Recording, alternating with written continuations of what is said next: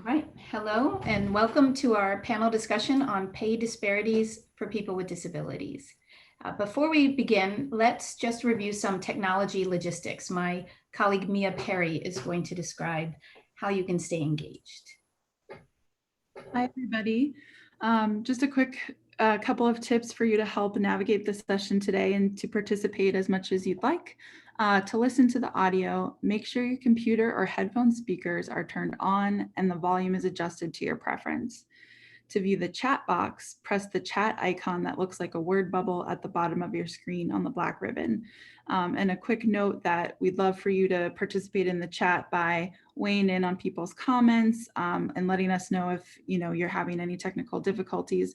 However, we'd really appreciate if you direct your questions to the Q&A feature. So clicking the Q&A button in the black menu bar on the bottom of your screen. And that way we can kind of keep track of all your questions and engage in one place there. Also, a closed captioning icon is at the bottom of your screen if you'd like to use captioning today. Just click that button and that'll enable you to set your caption preferences. As far as your viewing modes, you can exit full screen by pressing the top right button or the view options drop-down menu. To enable side-by-side mode, you can also select the view options drop-down menu. And finally, to click on speaker view to see only the current presenter's video, or gallery view to see all of the panelists' videos. And also just a reminder that this session is being recorded and will be available after the webinar. So I'll turn it back over to Dahlia. Great, thank you, Mia. So welcome again. And in terms of the agenda for today's session, we will provide a little bit of background just to get us started with disability policy and progress, and then we'll move into panel introductions. We will talk a little bit about the first research brief before we begin our panel discussion. We will have prepared questions, but we also encourage you to add your own questions based on what you read in the brief and other thoughts you have for the panel. We'll conclude today's event with policy recommendations, and we'll also be asking you to think about and share your thoughts on policy recommendations as well. So let me begin by introducing myself. I'm Dahlia Shaywitz. I'm the Vice President for Transition, Disability, and Employment at the Institute for Educational Leadership. IEL's mission is to partner with under-resourced communities where we equip leaders to better prepare children, youth, adults, and families for post-secondary education and training, rewarding careers, and civic and community engagement. For close to the last 20 years, we've also included a focus on youth in transition. So building capacity of young leaders with and without disabilities to succeed in any path that they choose. Recently, we published 2 research briefs in collaboration with the American Institutes for Research and the Ruderman Family Foundation about the employment and purchasing power of people with disabilities. These briefs reflect 2 corresponding issues. I think of them like 2 sides of the same coin.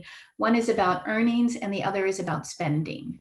So the first brief describes the challenges to employment and pay equity for people with disabilities. And the second brief shows that even with high rates of poverty and limited earnings, people with disabilities still have significant purchasing power.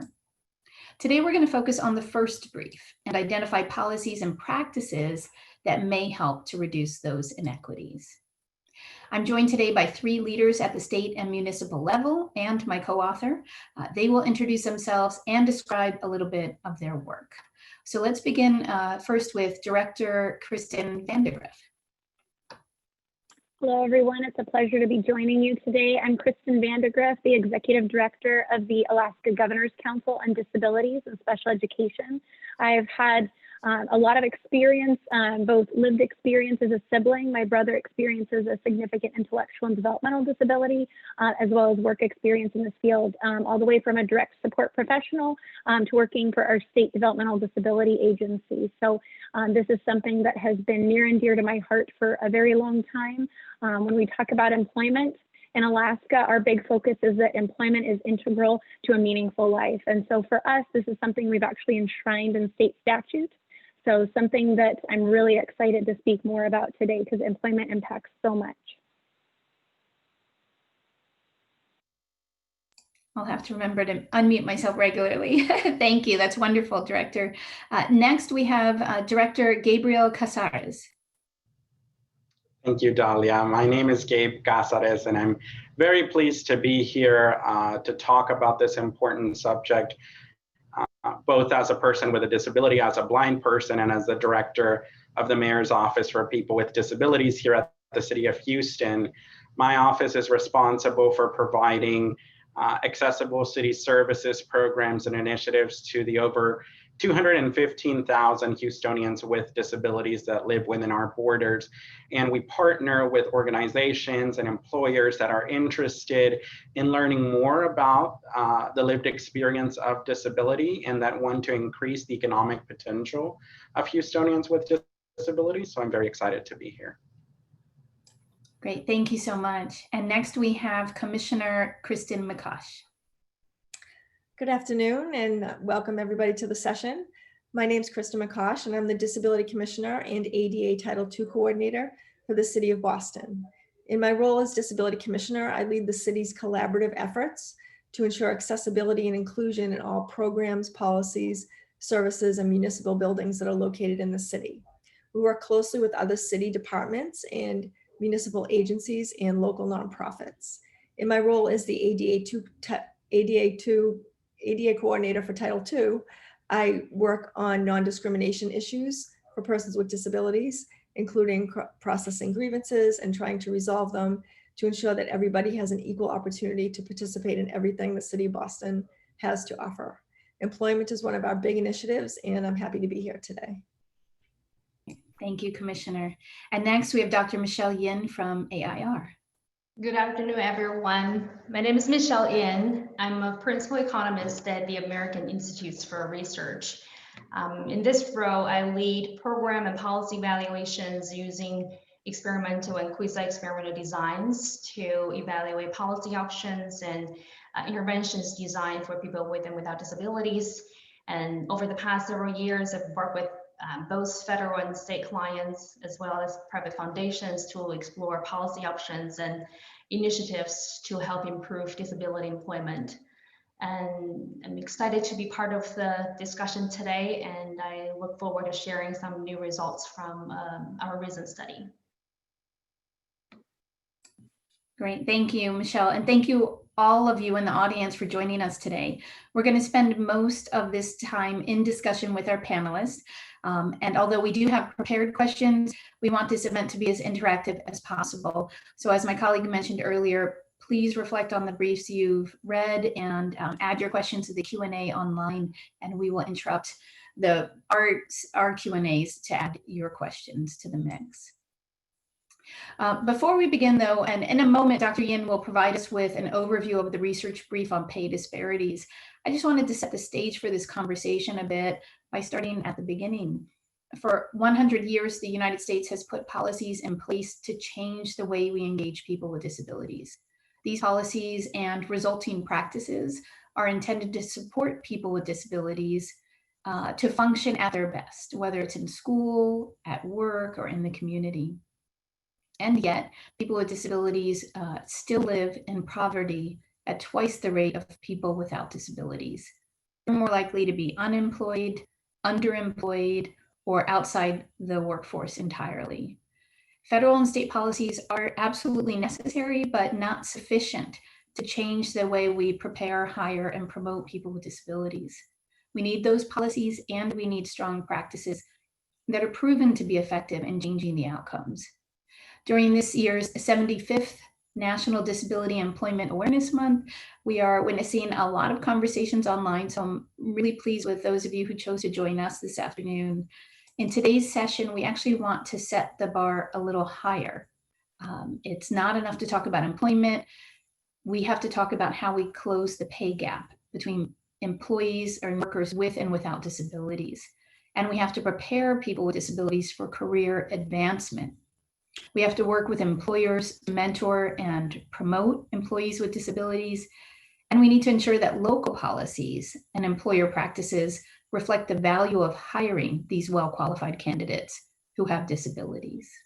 So now I'm pleased to turn it over to Dr. Yin, who will review the research brief.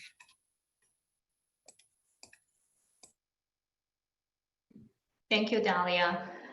Good afternoon again, everyone. Thank you for joining us today. I will be presenting you some new findings from a recent study completed by me and my co-authors, Dahlia Shaywoods and Mahi Megra, leading the way we're falling behind disability pay equity and opportunity in top metropolitan areas. Next slide, please.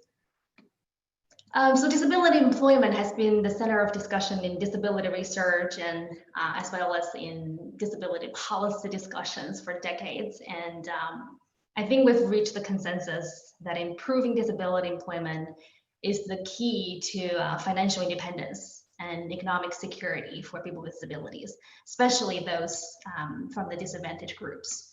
So, but despite all our policy efforts at both the federal and state levels, employment rate for people with disabilities is still significantly lower than those without disabilities.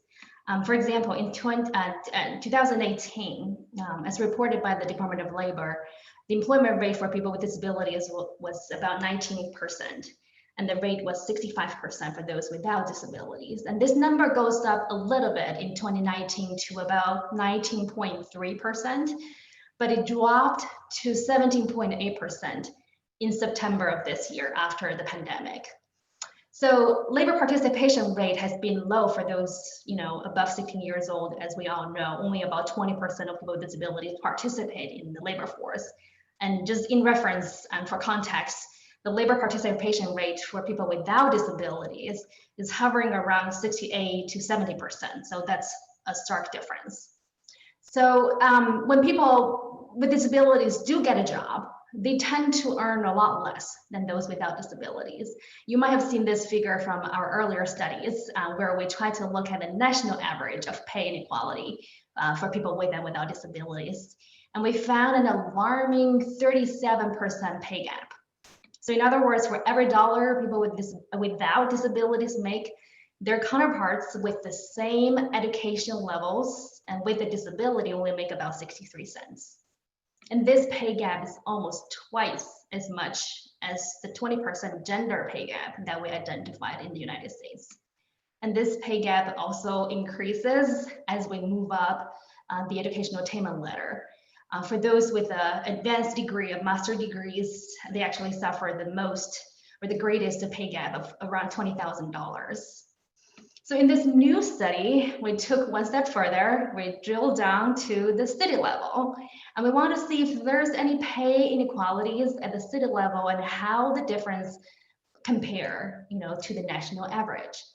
And we used data from the 2017 American Community Survey administered by the Census, and to look at the pay differences between people 16 years old and older who are in the workforce and in 10 metropolitan areas. These are defined by the population size and referred as metropolitan statistical areas by census. We calculated the pay gaps as well as the lost federal and state income taxes by the city, as well as the educational attainment. So the finding is quite consistent with what we found at the national level and the state level. There is a wide pay gap between people with and without disabilities. And we also observe variations among the top 10 metro cities that we looked at. As this graph shows, as you can see, Boston definitely stands out. And Boston has the widest pay gap of nearly $25,000 between those with and without disabilities with the same educational attainment levels. And that is almost, a $10,000 more than the national average. And same figure, we can see Atlanta has slightly lower pay gap of about $11,000, slightly lower than the national average. Next, we further slice the data by educational attainment. And the patterns somewhat similar to the national paper that we did, with some interesting patterns again for those without a high school degree. So the pay gap is actually the smallest. And there's also a reverse pattern in DC and Atlanta where people with disabilities actually make more than people without disabilities, which is quite interesting. And then for Houston, the pay gap is the widest for those without a high school degree.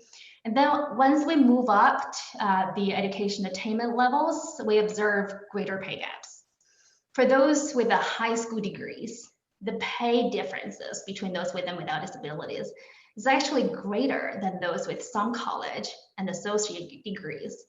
It is definitely puzzling. We couldn't really gather the policy reasons behind these differences at the high school and some college levels, but we want to present these findings to you and hope you can help us find some answers. And as you can see from the lower two figures, for those with the bachelor's degrees and advanced graduate degrees, they suffer from the greatest pay differences. For instance, in Boston, the darker blues, if you have a graduate degree and have a disability, you will earn almost $43,000 less than those have a similar education level without a disability. That's a really striking difference. And this pay gap translates into significant federal and state income tax losses.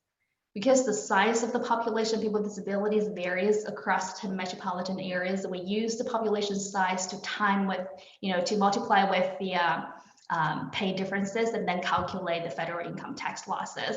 New York, given the size of their disability population, has the largest loss in terms of income taxes. And Boston City, although have the widest pay gaps because of the smaller size of their population with disabilities, their tax losses are slightly lower than other metro cities. So in our study, we also look at if pay gap varies by occupation. Obviously, we find education is one of the key factors that affect pay gaps. So we're also trying to figure out if people with disabilities concentrate in certain low-paying jobs, and that's the reason why we see a greater pay gap for this population. And what we found is that people with disabilities are much less likely to be in management positions and executive levels of staff or managers, and in most of the metro areas. And this difference is greatest for Boston. And people with disabilities are more likely to be in, for instance, transportation and material moving occupations like drivers or movers, moving workers and operators. So this could be one of the contributing factors that we see the pay gap, especially in the Boston area. So before I conclude, we conducted our study before the pandemic.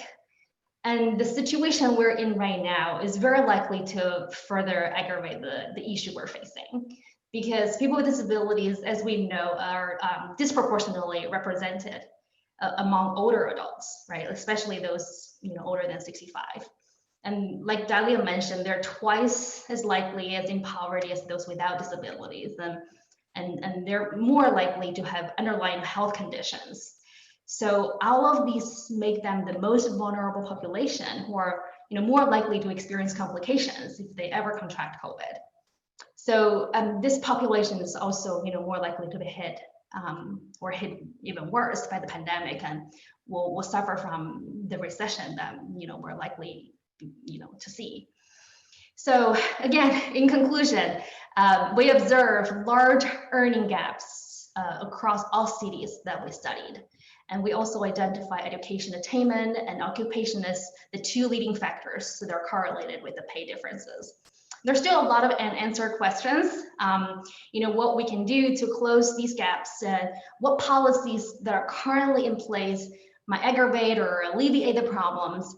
So our panelists today will share their experiences and perspectives in the next hour. So, and I look forward to our discussion today. Back to you, Dalia. Okay, great. Thanks, Michelle. Now we will turn to our panelists, as promised, to discuss some of those pressing issues. And as I mentioned, we have some planned questions, but please, we will monitor the Q&A box and the chat to see what other questions you have. Let's dive right in.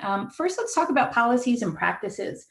What policies and practices are in place to support local employers to increase inclusive recruitment, hiring, and promotion. And I'll open up the floor to all of our panelists to jump right in.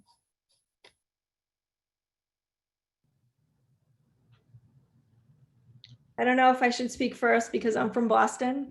And we're not doing as well as other cities. But I would like to mention one policy that was worked on in the state of Massachusetts about 10 years ago, and it was called the Massachusetts Model Employer Program. And its goal was really to make the state of Massachusetts executive office a model employer. And in this policy, they laid out a bunch of objectives, which I thought had a lot of merit.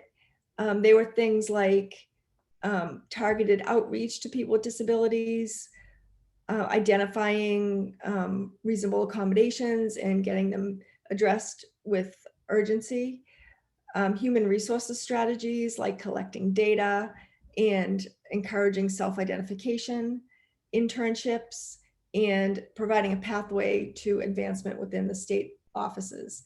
So I thought the program had a lot of great goals. Unfortunately, it wasn't implemented to the maximum extent. Many of the policies were put in place, but it's something that I point to within my own city department that I would like to emulate. And a lot of these things I have worked on, and I can talk about them in more detail as the session moves forward today. But I just wanted to lay that out there as a broad policy that the state implemented, which I thought had a lot of merit. In Houston, one of the things that has been somewhat beneficial, and clearly we still have work to do, is the People with Disabilities Business Enterprise Certification through our Office of Business Opportunities. So our Office of Business Opportunity assists us to make sure that the contracts that the City of Houston awards are meeting certain targets, among them women-owned businesses, small businesses, and people with disabilities as part of that certification. In preparation for this panel, I asked OBO to give me some information over the last 3 fiscal years, and 14 organizations received contracts from the city, totaling 72 contracts, and that was a dollar amount of over $21 million over the 3 fiscal years. So that's definitely a policy that has worked for us. Another one that we're continuing to work on is our Hire Houston Youth Initiative, which is a partnership between the City of Houston, the Greater Houston Partnership, which is our Chamber of Commerce of sorts here in the city, to promote hiring of young people throughout the city and in private businesses as well during the summer months. And this year we really had an emphasis on hiring youth with disabilities. Of course, the pandemic kind of turned everything upside down, but those are 2 things that we're working on here at the city level. Great. I'll go ahead and jump in. In Alaska, one of the really big strategies that we've used in really connecting with our employer community is a cross-state agency collaborative employer engagement team. So this has been comprised of our health and social services staff, as well as staff from Department of Labor. For us, that's been our vocational rehabilitation staff and our job center network staff. We really came together realizing that employers said, we're really busy. We want to be able to get these great resources from the state, but it's hard to kind of remember, okay, who is it we talk to at the job center? Who do we talk to at VR about these great things? So we came together and kind of did this branding as the Business Employment Services team. So there's this one-stop shop essentially for employers where they can come for state agency resources. Through that, we've been able to really market it state agency networking sessions where we talk about what resources are there, connect the employer community with different staff in each of these agencies. We also offer twice-a-year job fairs that are really focused on employing individuals with disabilities as well as veterans, very much targeting our federal contractors. With that, we actually work with the Office of Federal Contract Compliance Programs, OFCCP, to deliver trainings to our Alaskan federal contractors, but sort of follow it up with the state agency networking session, saying here are the structures that are in place for this hiring piece, but we want to help you to meet that utilization goal, that 7%. So we try to kind of do that, realizing in Alaska we have a very high percentage of federal contractors, but when you think about banks, hospitals, all of these different entities. Many are federal contractors, so it's a great place we found to start with outreach. That's kind of an open door. Additionally, we've worked really closely with this group to work with our Society of Human Resource Management, so SHRM, as well as our chambers, our local chambers of commerce, as well as our state chamber. So these have been pretty successful in regards to really just being able to think about some different ways to get information out. We have a lot of wonderful resources in regards to recruitment, hiring, promotion, and retention. But a lot of times when we get to these employers, they have no clue that those resources are there. So we have a lot to offer, but sometimes it's that marketing and outreach piece, and them to be able to realize as employers, this is available to them for free. So I think that's been a really great strategy that we've been able to employ. We actually even co-sponsor for the annual SHRM conference, bringing up a national presenter that will speak on disability employment. So we've brought up the national co-director of Project Search. We've brought up Lou Orsling with the Job Accommodation Network. We've also had a state agency hiring manager come and really speak about that from the state perspective. So I think for us, those have been some really good strategies in reaching out to employers. That's excellent. And I'm glad you brought up the piece about employers not knowing resources are out there, because that's consistently what I hear from employers, right? That will tell me where to find these folks who will find me employees, right? They don't know that VR exists. They don't know about a lot of the opportunities at the local level that exist. I want to ask a slightly different question, and this speaks to what Michelle Yin pointed out, that one of the findings in our paper that I found really interesting was that across the board, all the cities showed that people with disabilities are least likely to be in the position or occupation of management. And why is management so important? Well, managers, they hire people, they serve as supervisors and role models, they create organizational culture, they determine the organizational vision and mission and strategy. So they have a lot of influence, as well as earning potential and earning power. So my question is, what successes have you observed with employers, not just with recruiting and hiring, but actually promoting people with disabilities into leadership positions? And that's whether you've observed it in your city or state, or perhaps in other parts of the country.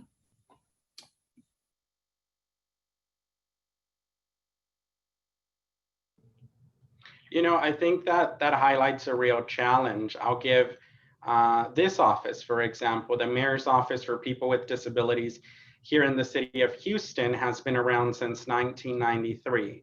But it wasn't until 2016 that my predecessor and good friend, Maria Town, negotiated so that this office became part of the executive team at the city.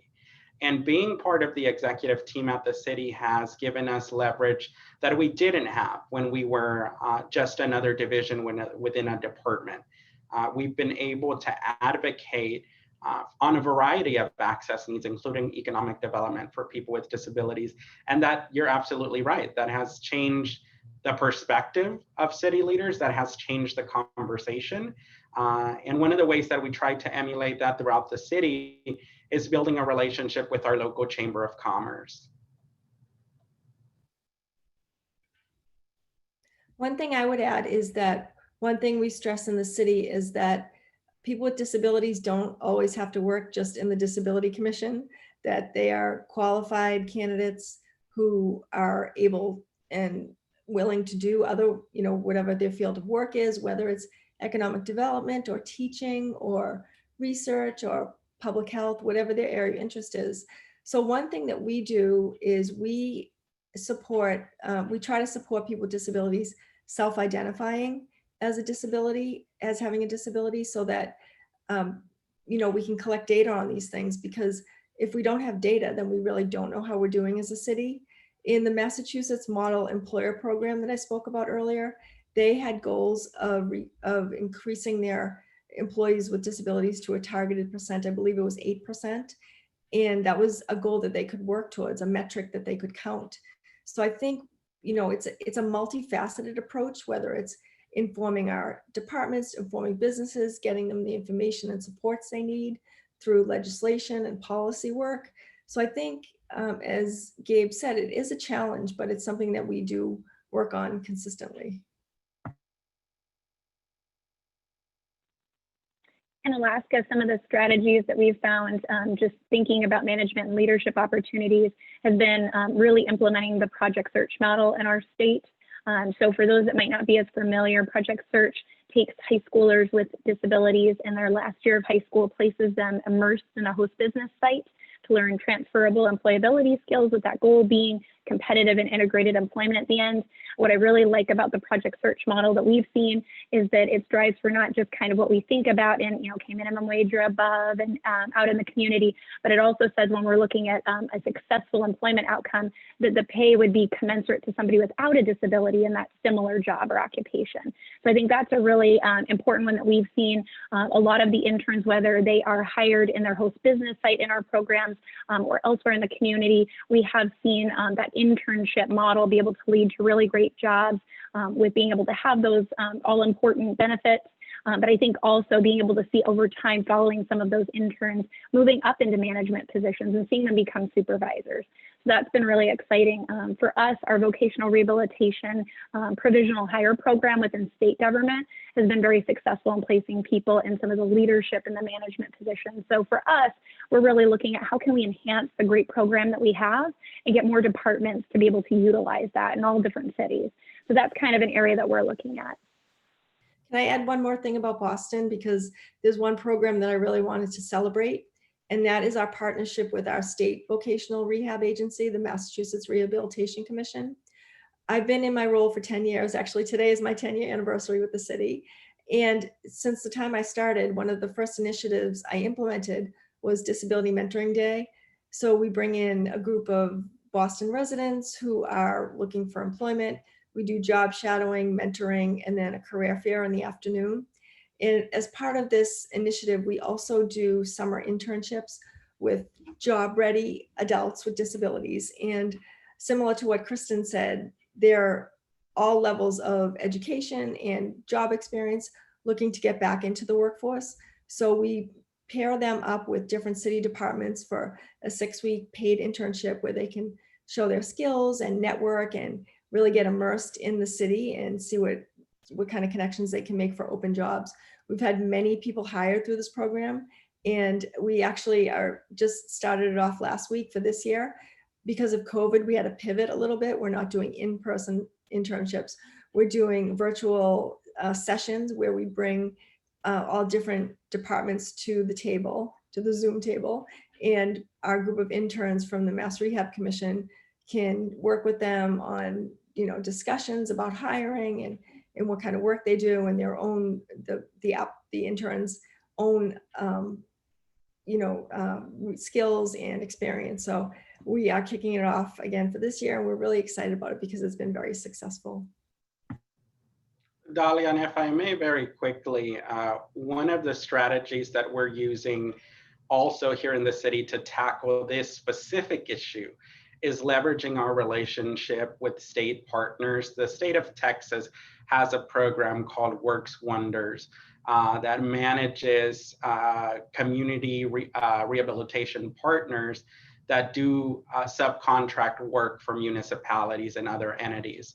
And as part of the renewal of those contracts, we asked the CRPs, these community resource partners whose goal is to hire people with disabilities, to give us a breakdown, not only of the employees with people with disabilities who are working on these contracts, but also the supervisory and managerial breakdown of folks with disabilities in their own organizations. And that was a very eye-opening exercise, I think, for the city of Houston and for our contractors. And it gave us the opportunity and the leverage to say, hey, you've got to do better. You've got to make sure that if these organizations are set to employ people with disabilities, that means employment throughout the ladder of the organization. Thank you. You've all touched upon different aspects or different pieces of the elephant, right? I want to ask an elephant question, but first I want to jump into the Q&A box because someone has asked, and I think this is very relevant for this part of the conversation as well. Are there any efforts into identifying jobs in the labor market that people can prepare for? It seems there is a disconnect on jobs available and people trained to fill them. I can speak to the city of Boston. We have a few departments that have pipeline programs. So I know the EMS department, emergency services, also the fire department and the police department and the school department have pipeline programs. So they're basically bringing people in at the entry level stage, not necessarily entry level work, but just to get them on a track to get employment in these different departments. And this is part of our internship program with Mass Rehab that we're doing. Actually, our workshop for this week is tomorrow, and we're bringing in several departments to talk about the pipeline program. We also do internships like similar to the other ones that were mentioned. We have summer internship programs scattered throughout the city with different businesses where they get mentored at the beginning stages of their career, and then hope to establish a relationship to work in that company for specific jobs. But we also look at specific job openings in the city and try to match applicants with those so that they get a really good fit and can move up in terms of employment with the city.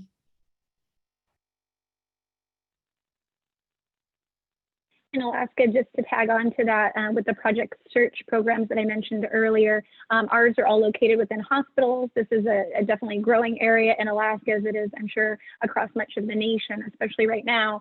But I think that a really important feature of our project search programs is that we take the time in the beginning of the school year to really work with our employer community to isolate where those really the next kind of crop of positions coming, in those high kind of frequency positions, so that we can get interns during their rotations for their internships really focused on what kind of transferable skills will help get them into those jobs. Those kind of entry level, high turnover for project search ones. But it's really something that I think for us, the biggest piece that we've seen is interplay with the business community and hear what are the things that interns need to come out of that program with. And oftentimes that leads to a lot of kind of warm relationships where, they're able to say, oh, I have a job coming up and things like that, go apply. So I think being able to connect the employer community as much as possible with internships, apprenticeship programs, certainly for us, we have a lot of interplay in the hospitals, but we bring in folks from all different sectors. And I think it's been really valuable. So just to be able to have that interplay back and forth. And here in Houston, we rely very heavily on our close relationship with our vocational rehabilitation service. In Texas, the vocational rehabilitation service was integrated into the Texas Workforce Commission a few years ago. And that has been a really valuable partnership because vocational rehabilitation counselors are integrated across the different workforce boards that we have in each region of the state of Texas. So you get real-time integration between the market research that the Workforce Commission is doing and the vocational rehabilitation counselors that are now part of the this state agency as well. So one of the ways that VR has been working with us is that they have developed a 12-week internship program, a paid internship program, for students with disabilities. And we're one of the participants in providing internship opportunities, but VR works expansively to make sure that internship opportunities are available across different industries in and outside of government. I just want to underscore something so important that's been a thread through every response, not just for this question, but most of this session. It's about partnerships at the state and local level, that it's not up to your office to do everything, and it's not up to just VR to do everything, but it's really partnering with as many people as possible. I mentioned this sort of elephant in the room, and I think that elephant is the employer, right? How do you get employers who are part of the general public to think about inclusion in the workplace and to really set those high expectations? And I keep thinking, we keep talking about the ADA generation. So those are people who grew up, they were born after the Americans with Disabilities Act was established. They assume that people with disabilities will be in their workplace, will be in their schools, will be in their higher education institutions. And that's a very different expectation than perhaps people my age or older who didn't grow up with that set as a norm. And I just wonder, what have you found successful in helping employers get it? Just get it. Like hiring people with disabilities is just hiring people. So one of the really creative ways that Houston has been tackling this particular issue, Dahlia, and I'm really excited you asked that question, is through our partnership with the Jewish Family Service of Houston. The Jewish Family Service of Houston for 8 years has been the host sponsor of the Real Abilities Film and Arts Festival. And in fact, Houston has the biggest Real Abilities Film and Arts Festival in the country. And for those that don't know, the festival is a 10+ day event, at least here in Houston, where we screen films and we have different panel discussions on different experiences on living with a disability, on a cross-disability lens on how different people with disabilities live independently and succeed. One of the components to the festival that we added this year was the real workplace component. And I was very pleased to be a part of that founding effort, because we held a luncheon specifically with the Greater Houston Partnership. This was pre-COVID, of course, where we had partnership members, employers from a wide range of industries come, and we had a very honest discussion about what it means to hire people with disabilities. The partnership says that usually their luncheons like that average about 40 to 50 people, and we had 90 people participate. So one of the lessons that I took away from that experience is that we spend a lot of time creating these events and creating opportunities for the employers to come to us. But there's also a lot of value in us finding those places where employers come together and making ourselves available to them. One program that we have coming up, we just received a grant to work on reducing stigma for hiring persons with disabilities, because I think a lot of it is just either misinformation or lack of knowledge about persons with disabilities and work. So we have this campaign that we're going to launch to reduce this stigma. And really it's an education campaign to talk about reasonable accommodations, for example. I think many people have a fear that they're going to cost a lot of money. But if you look at any of the research, it's clear that most accommodations are under $1,000.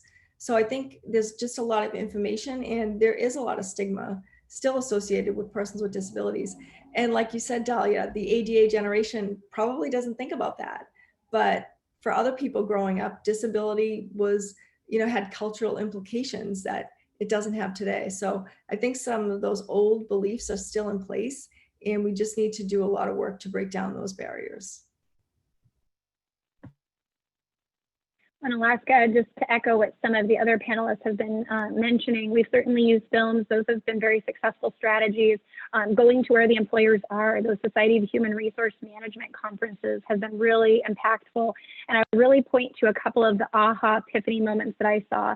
That was having our project search co-director come and actually show adaptations, what kind of accommodations, those low cost, no cost kind of things, just thinking outside of the box can allow somebody to have an awesome job and just be hugely successful. It was being able to see pictures, hear those stories told, watch some videos about it. It just clicked in a way that just kind of trying to read about it just doesn't.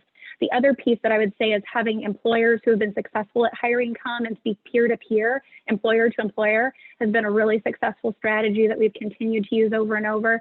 The one that we're trying to really focus on now more and more, and we do this with all of our trainings, whether it's employers or others, but they are all going to be co-led by somebody with a disability, and really being able to show people with disabilities in state government, other agencies, and employed in other areas coming and speaking to the employer community. And so that's kind of some of our next push as far as our strategies. Thank you all. I have a bunch of questions just popped up. Do any of your organizations work with your state colleges and universities to attract college graduates with disabilities? Great question.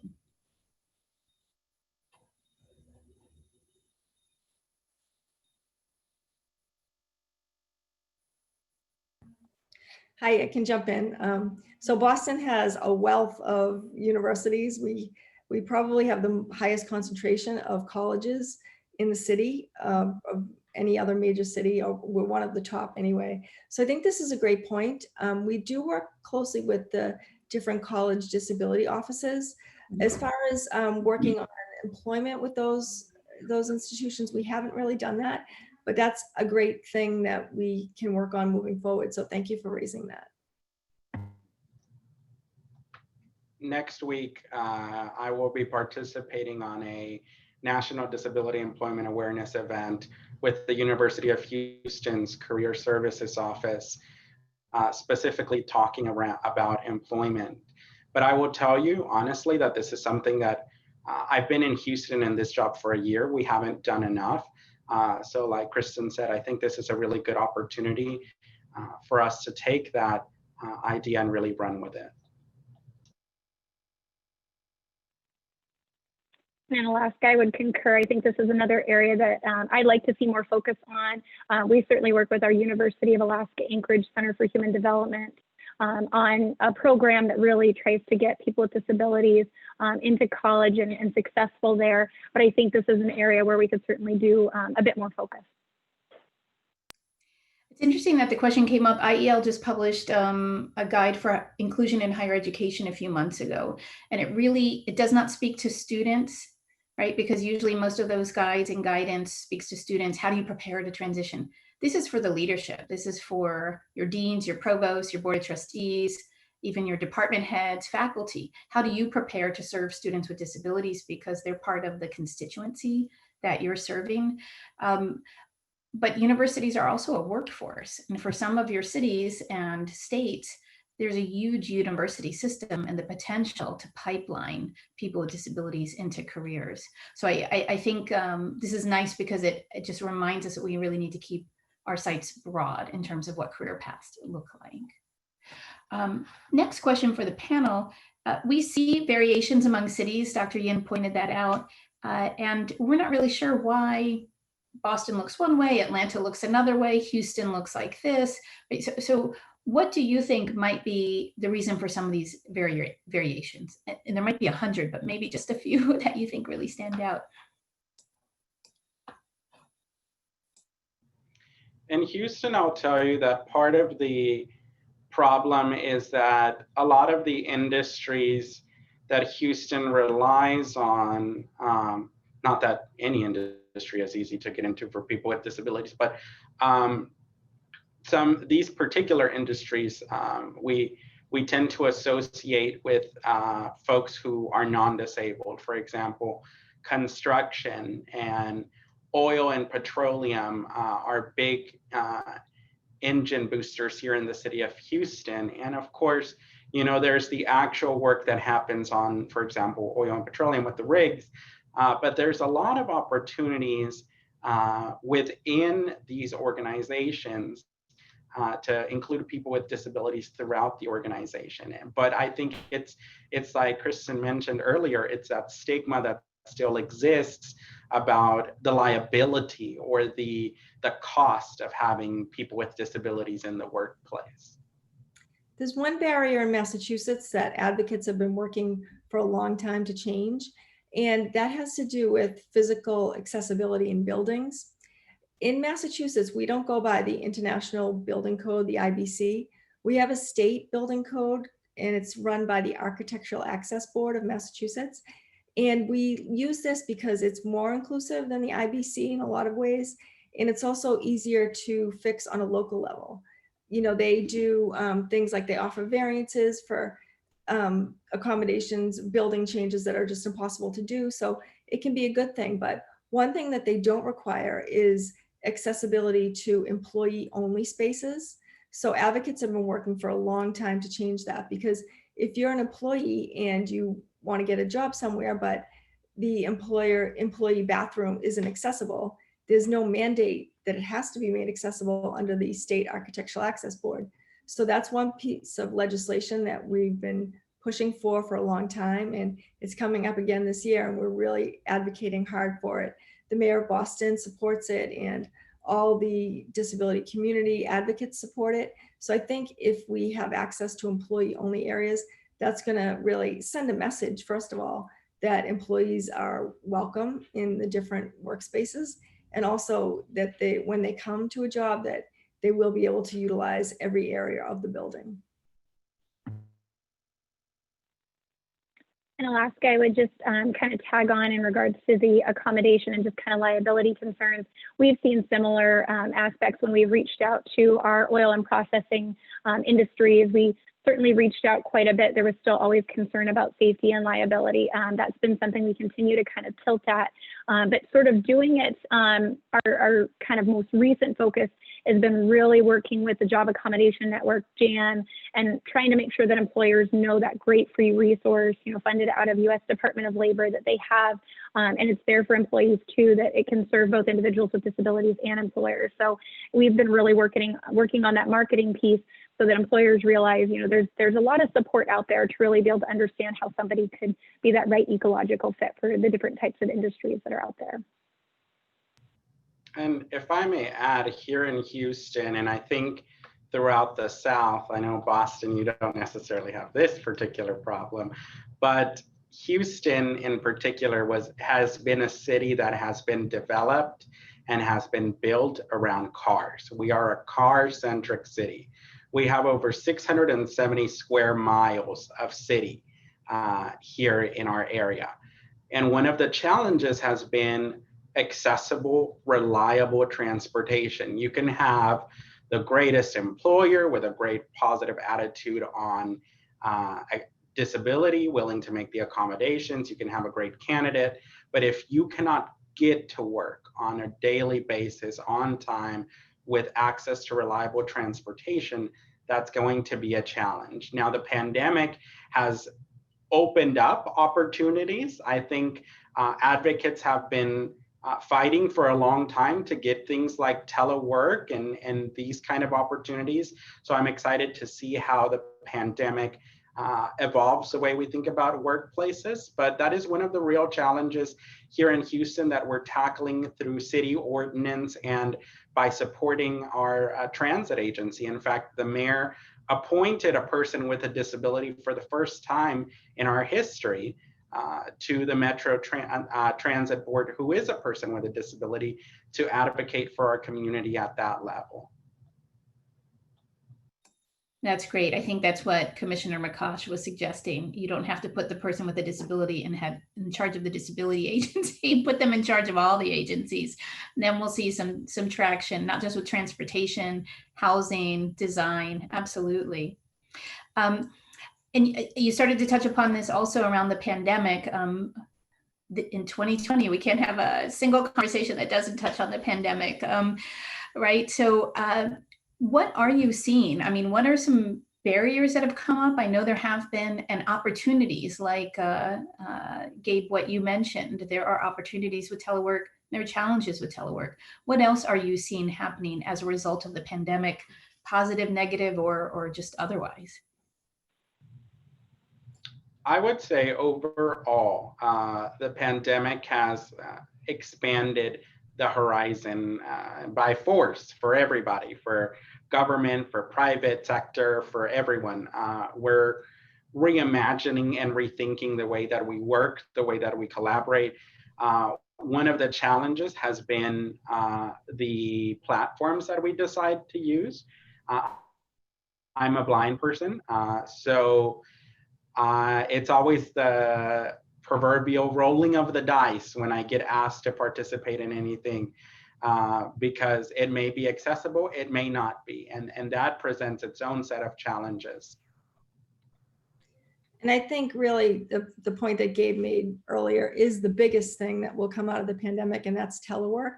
I use a wheelchair, so sometimes getting into the office can just be a challenge, whether it's transportation. Like Gabe said, Boston, we have a robust transportation system, but we're also a winter city. So if there's snow on the ground, if there's ice, then that presents a challenge just to getting to a bus stop or a subway station. So the fact that we are now looking at telework and that it's been so successful in so many ways, I think it could be a real game changer. And we're really interested to see how that plays out. Alaska, I would just echo that, telework, I think we're really looking at as hopefully the lemonade that can be made from the lemons of the pandemic. And in Alaska, we've been really working with the State Exchange on Employment and Disability funded out of USDOL from ODEP. And really, they've got some awesome telework policy briefs on how you can enhance that. Also, COVID disability-specific briefs. I really encourage folks to check those out. But they've been working with us to kind of think through some of our own telework policy research. And our council has actually put forth a statement that we should try to look at piloting this in our state workforce for longer than just the pandemic, because right now, we had a budget deficit in Alaska before the pandemic occurred.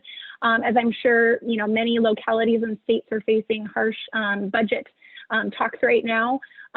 It's a known issue. And when we talk about telework, we know it's an awesome strategy for people with disabilities, and being able to kind of make progress, I think, past this pandemic with telework is also showing some of that cost saving nature, because it has so many awesome potential implications to it. I would also just add to that telework that we've been looking at here in Alaska. We worked, our vocational rehabilitation director actually has been leading a COVID employment task force.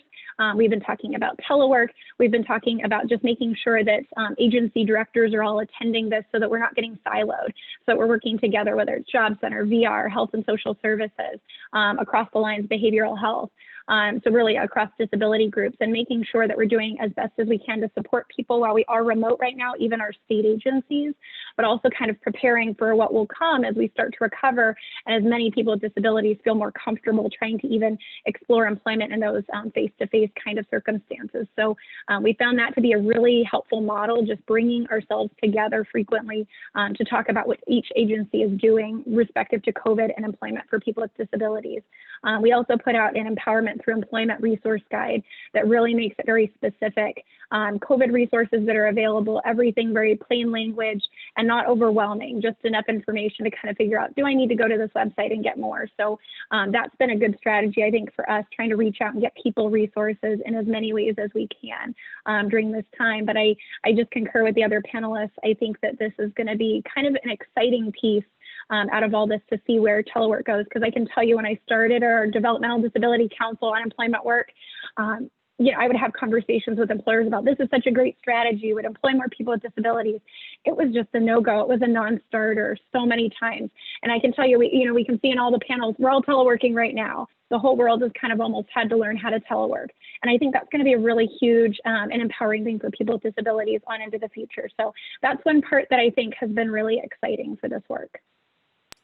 Excellent, excellent. I want to just repeat that what Director Vandegrift is talking about is communication, plain language, keeping it simple, giving folks just enough information that they need to understand that there is something further to learn about. I think we could all do a better job of that to help employers and just other people in the general public understand the value of hiring people with disabilities.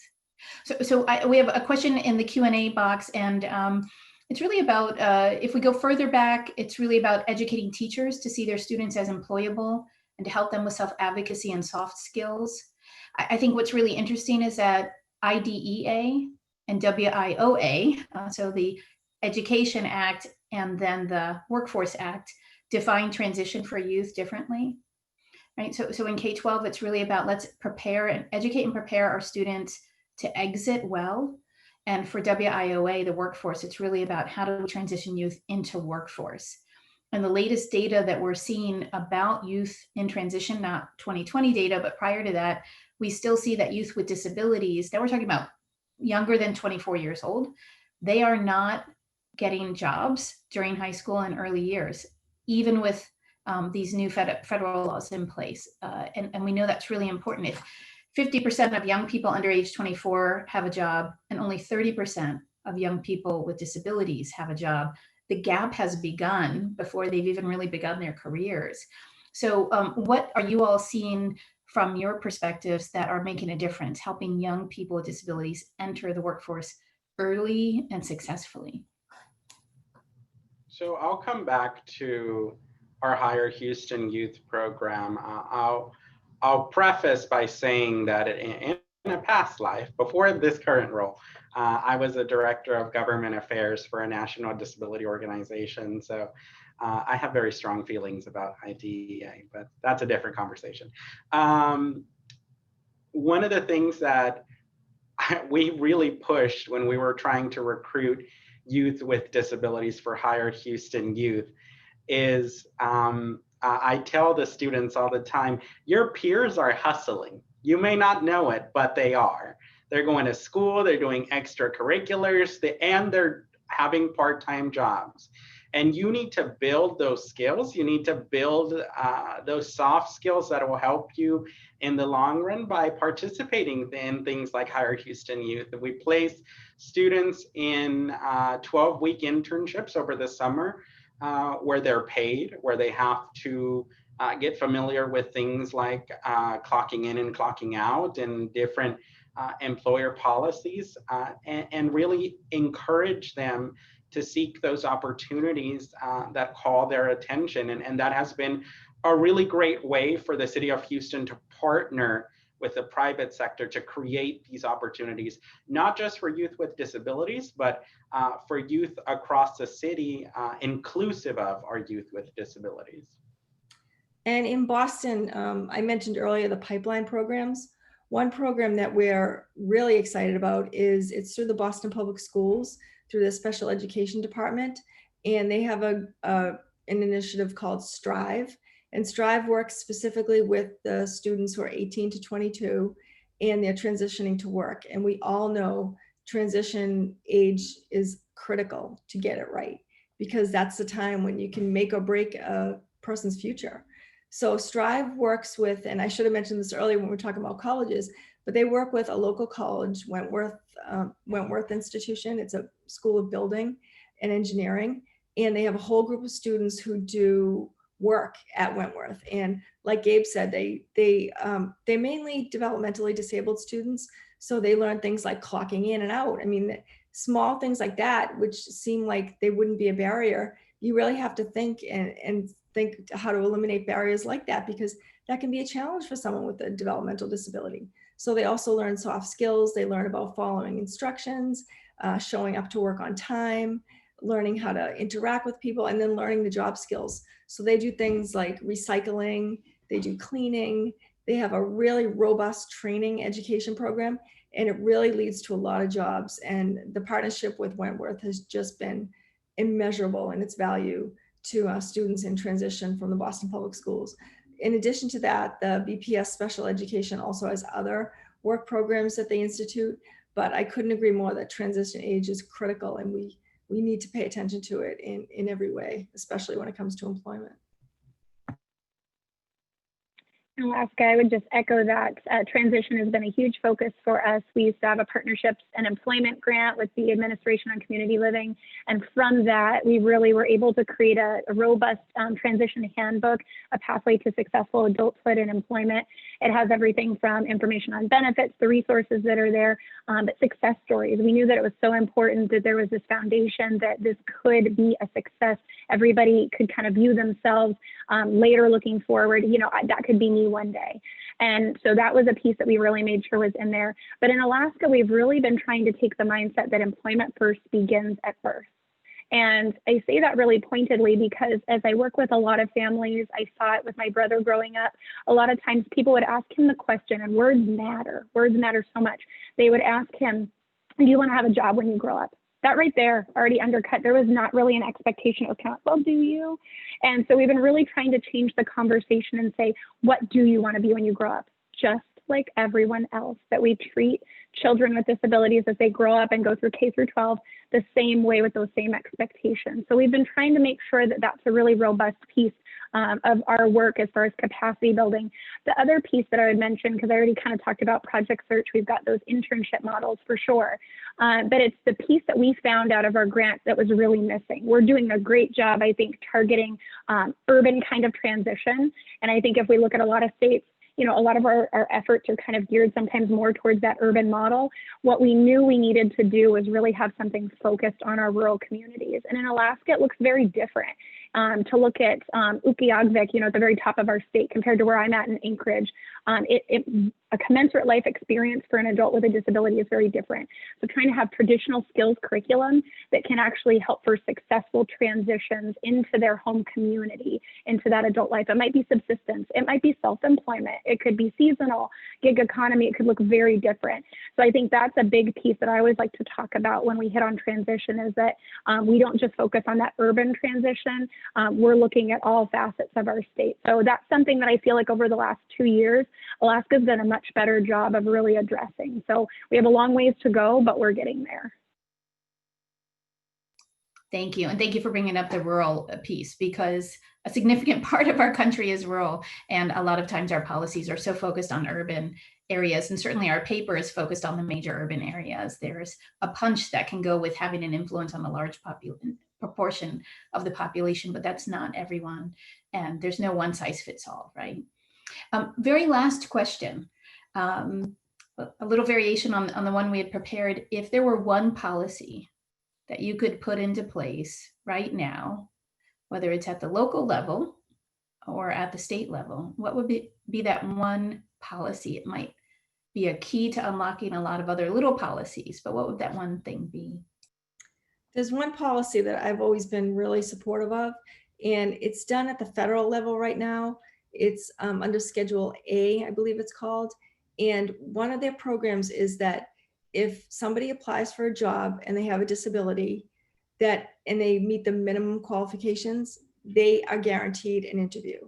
And I think that is just a huge barrier to overcome, because a lot of times it's just getting in front of an employer and, you know, talking with them face to face or over Zoom and letting them see who you are and talking about what you would bring to the job.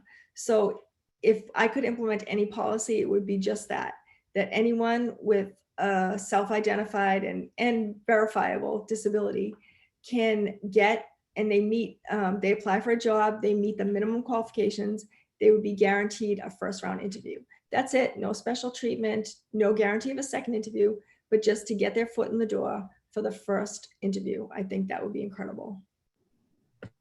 I wholeheartedly agree. In fact, here in Houston, in the city, in city employment, we do something very similar for veterans, rightfully so. And one of the conversations that we're having is, how can we implement something similar for people with disabilities? But I'm with Kristen. I think if we could do it, if I had a magic wand and could say, do this to everyone, that would be it, because getting in front of employers often is the hardest part.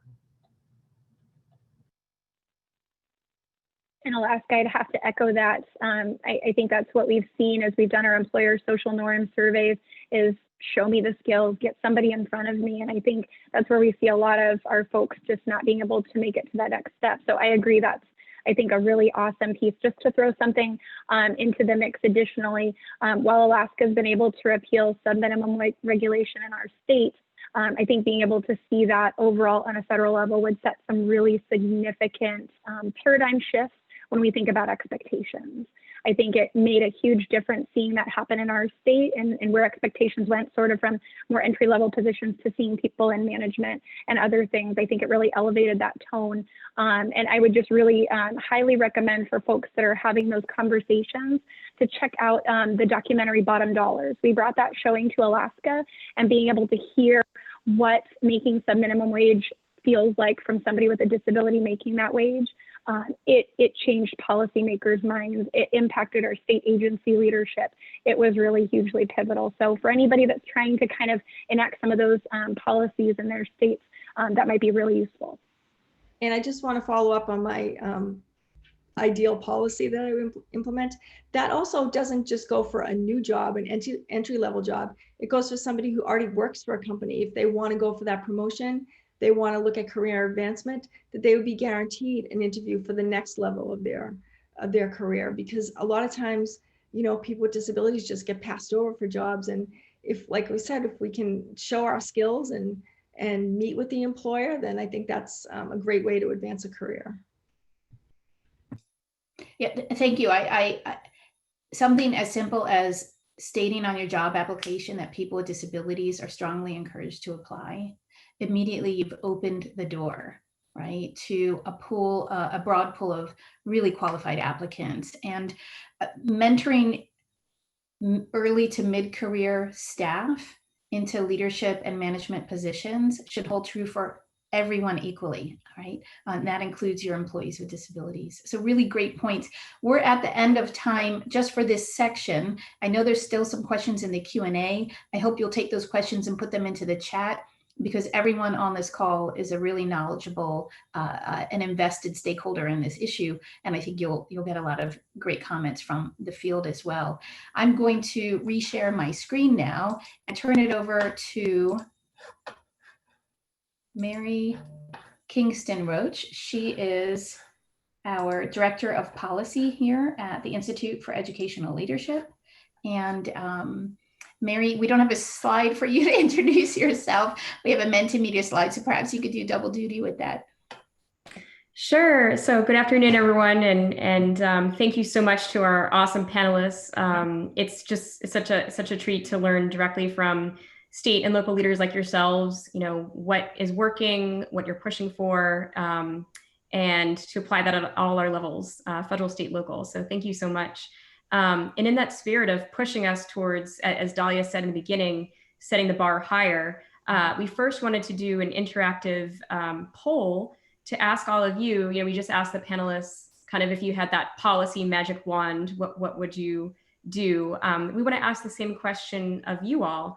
And so Mia, if you're able to put the question in the chat box as well, that would be great. And I believe that we actually have a new code for this now.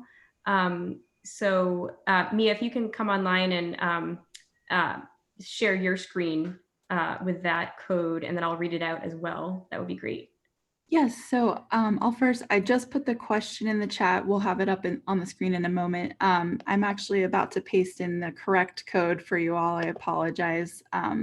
What we have on the slide and in the chat is incorrect, but this is the correct code. So you can either go to menti.com and type in 1291-21-7, or you can click or copy and paste the link that I've included here to participate.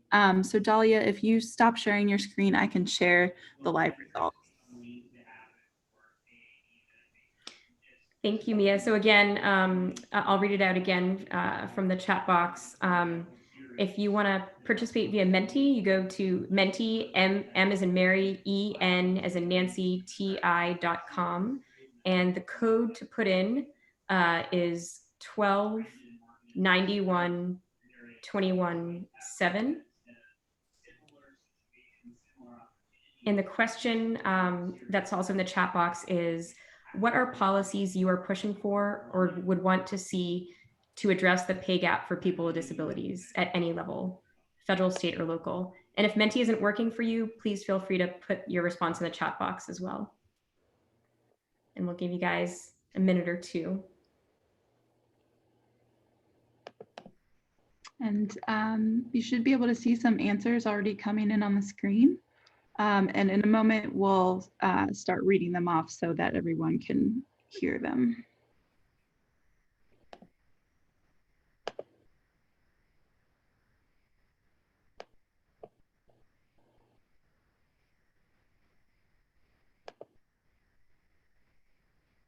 And Mary, let me know if you want me to start doing that, or if you're going to take over that. Thanks, Mia. I'll give folks another 10 seconds or so, then I'll start reading some out. Okay. Oh, looks like they hope they don't disappear. So I'll start reading them. So some things you guys put in there, prioritizing transportation initiatives. Thanks to our panelists for really raising that issue. A living wage for all as a foundational issue for not just people with disabilities, but all of us. Incentives for internships, end some minimum wage, get rid of some minimum wage, a fair minimum living wage for all workers, another end sub minimum wage, assistive tech for work, must be as accessible as other equipment that the larger society assumes should be part of a work environment. I think I saw incentives for internships slide by somewhere. Sorry, I'm trying to click on them to keep them still. Oh no, appreciate it. Thank you. It's very interactive. Greater access to transportation in rural areas. Let's see, I think, did we get all these? So those are great ideas, and we're gonna record those and share them back out in any notes that we send out. And I think it's great to just ask, you know, at any level, what would you want to see? Because what works in one place, it could work in another, and we share our ideas and best practices. So thank you all for participating. And I see a few comments in the chat. Full funding for state agencies providing services, more financial incentives for employers to hire people with disabilities. So thank you so much for participating, and we'll go ahead to the next slide here.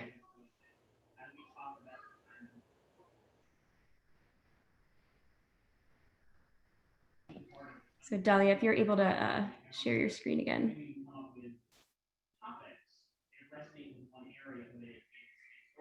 Okay, great, thank you. So I just want to preface this by saying that here at IEL, we are really committed to pushing for federal policies in particular that ensure that people with disabilities have equal access and ultimately, you know, pay equity and advancement in their careers, and that, as many people have mentioned, is really a pipeline issue, starting with, you know, how our culture values people with disabilities, and how we embed that in all of our capacity building for education and workforce development.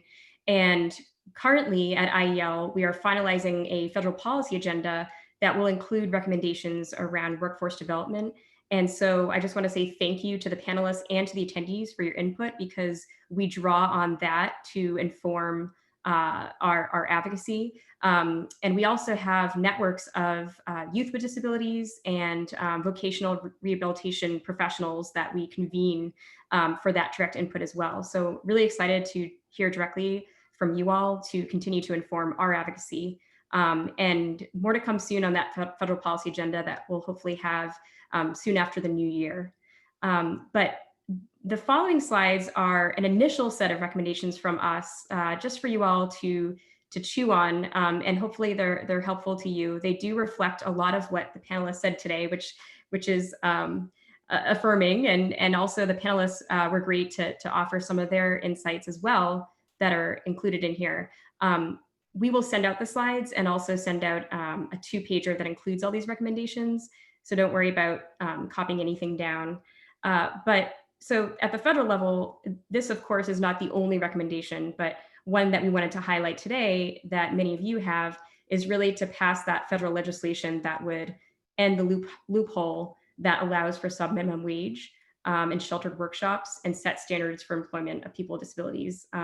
Kristen V talked about the power of that in Alaska. And so we want to make sure that that happens on the federal level, and that is no longer true for anyone in the US. And so the next set of recommendations are focused on the state and local levels.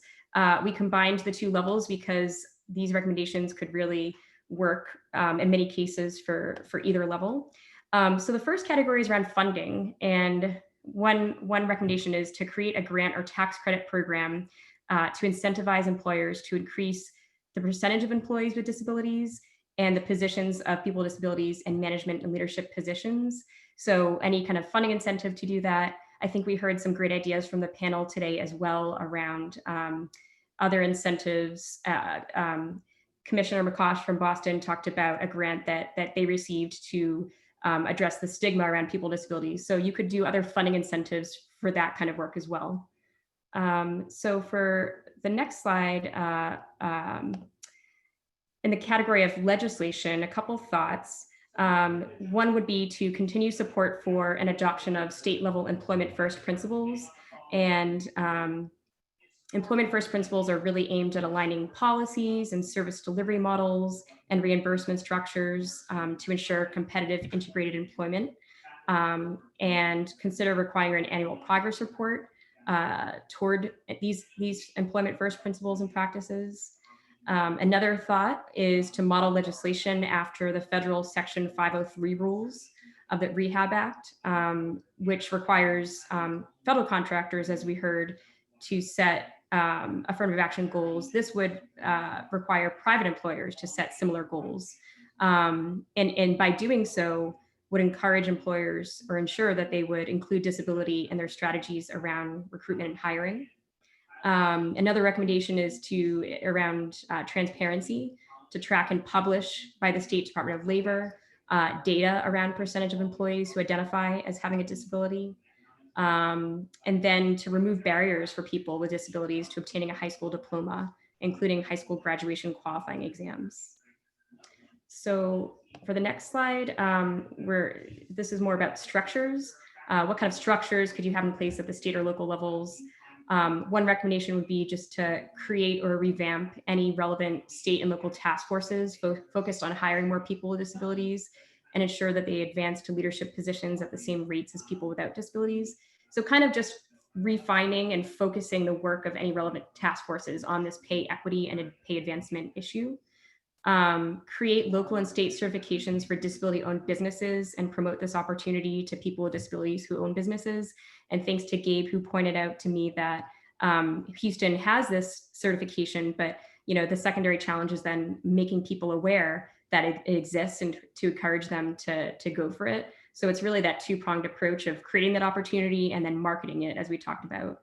And then create an office for people with disabilities or dedicate at least one person to this effort. And as Gabe talked about his experience in Houston, ensure that this office or person reports directly to the mayor or governor so that they really have that executive through line and it's not kind of buried in some other office. And then when you think about practices at the state and local levels, a couple recommendations.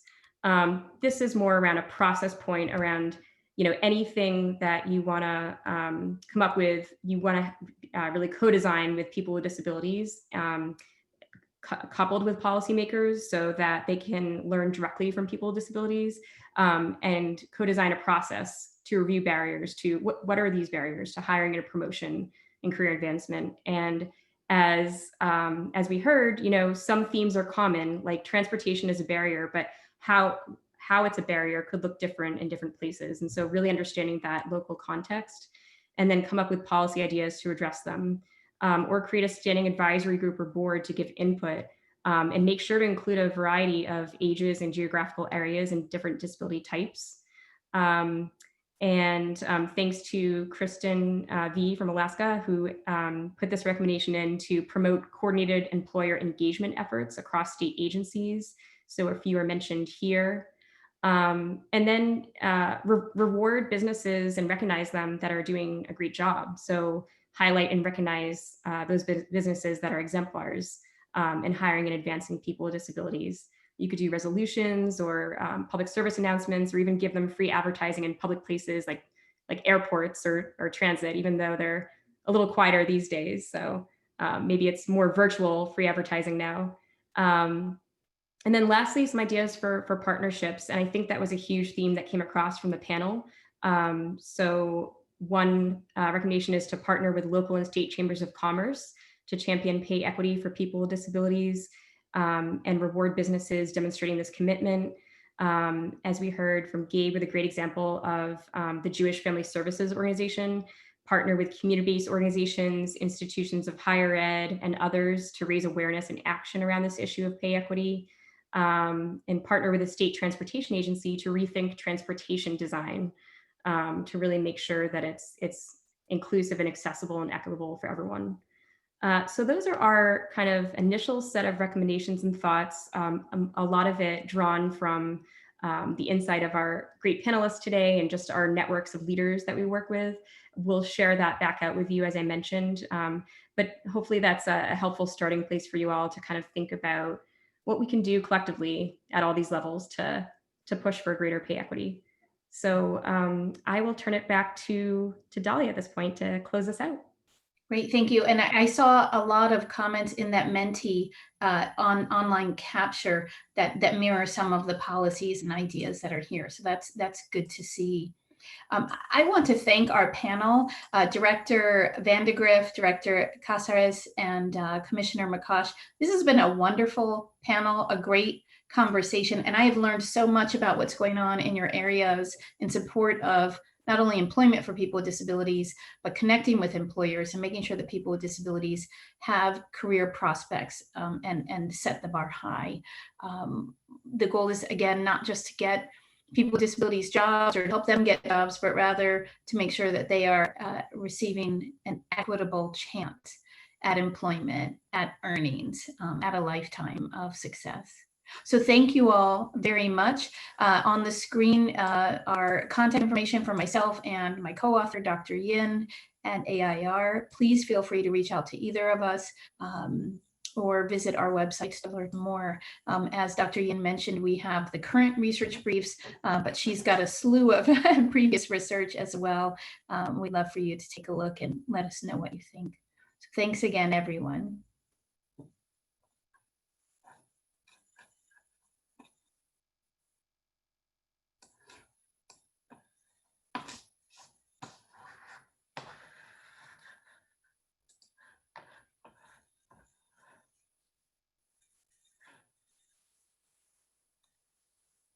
Great.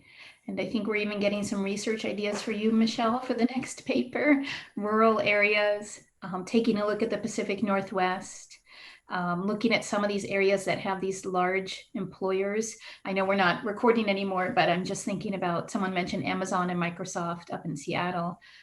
There's the tech corridor in San Francisco, Boston, DC.